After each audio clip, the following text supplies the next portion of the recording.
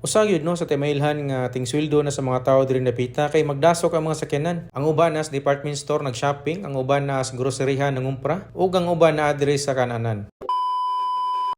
Unya karong adlaw kay Bernis man, unya wala tay duty, so karon moadto na sa Tagbatha.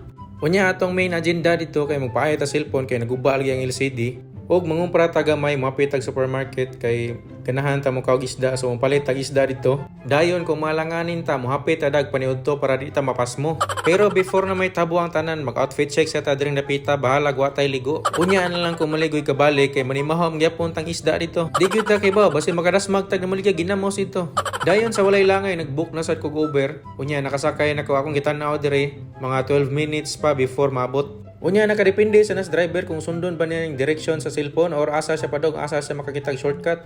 Namo ko usahay nga imbis 3 minutes ray mong waiting time abot nag 5 minutes kay driver mo sigtuyok-tuyok. Unya na sa ibang driver nga marunong kayo kay imbis na paslay pasahero nga ihatod ila na nang dawaton nimong booking. Unya pila ra may dagan sa sakyanan nabot na ko sa akong destinasyon unya makita na ninyo tanawang traffic galinya na.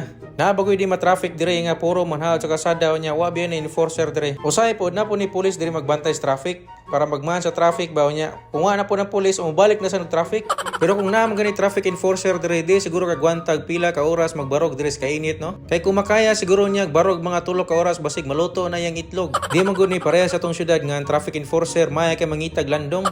Dayon kung madakpan ka kay wan mo nakita yung traffic enforcer nga nagtago ras daplin imo din pangutanon ni duty day ka sir. Pero ang atong lugar sa Pilipinas ug diri nga lugar wala ra poy kalahian kay daghan mo sang badlungon diri napita. Wanang kamong nay mga sakyanan be responsible gyud mo.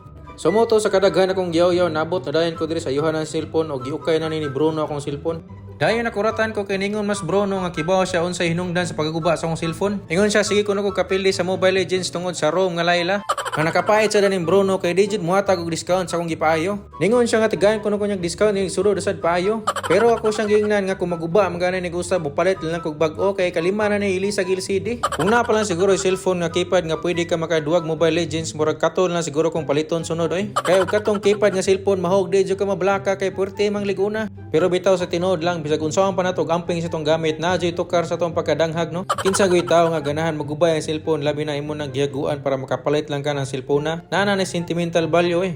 Pero kibaw manguruta nga tanang butang sa kalibutan lumalabay ra. So nakadepende ra jud na nimo no kung giunsa nimo pag-create og memory sa imong butang nga importante para nimo. So mo to pag humana kog paayog cellphone diretso na ko diri sa may groceryhanan kay maggrocery ko. Mohapit og isda kay lami may nakaog isda. Kamo ko nay magsudan og litson sa semana di ba mo mapulan? Di ba mo mangitag isda? Nya diri dapita di jud ka makadidalig palit og isda labi na ginigpalit mong isda imong palimpiyuhan. Maabtan jud kag usa ka oras. Unya punan pa ning linya nga taas kay tanan iniguman ni grocery mamoy po jud imong bagtak. Wa jud kay mahimo diri napita bisan pag nanggahay na nimong bagtak unya kahio na ka maglinya jud ka. Sa ingon ani nga sitwasyon dapat taas jud imong pasensya.